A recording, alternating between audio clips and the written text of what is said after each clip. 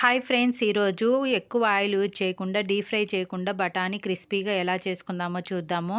తక్కువ ఆయిల్తో ఇలా చేసుకోండి. టేస్ట్‌కి టేస్ట్ ఉంటుంది, హెల్తీ కూడా. సో దీనికోసం ఫస్ట్ బఠానీ ముందు రోజు నైటే నానబెట్టుకొని మార్నింగ్ వాటర్ తీసేసి సపరేట్ చేసుకోవాలి.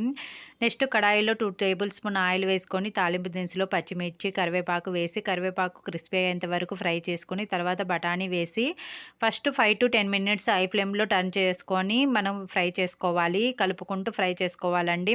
సో తర్వాత లో ఫ్లేమ్‌లోకి టర్న్ చేసుకొని క్రిస్పీగా అయ్యేంత వరకు ఫ్రై చేసుకోవాలి. మనకు లో ఫ్లేమ్‌లో ఫ్రై చేయడం వల్ల టైం ఎక్కువ పడుతుంది, కానీ ఇలా చేసుకోవడం వల్ల డీప్ ఫ్రై చేయకుండా హెల్తీగా చేసుకోవచ్చు. ఇలా కొంచెం క్రిస్పీగా అయిన తర్వాత ఉప్పు, కారం వేసుకొని 2 మినిట్స్ మళ్ళీ బాగా ఫ్రై చేసి సర్వ్ చేసుకోవడమే. చాలా బావుంటాయి. తప్పకుండా ట్రై చేయండి. సో మీకు ఈ వీడియో నచ్చినట్లయితే లైక్ చేసి ఇలాంటి మంచి మంచి వీడియోల కోసం మన ఉషితా కిచెన్ ఛానల్‌ని సబ్స్క్రైబ్ చేసుకోండి ఫ్రెండ్స్.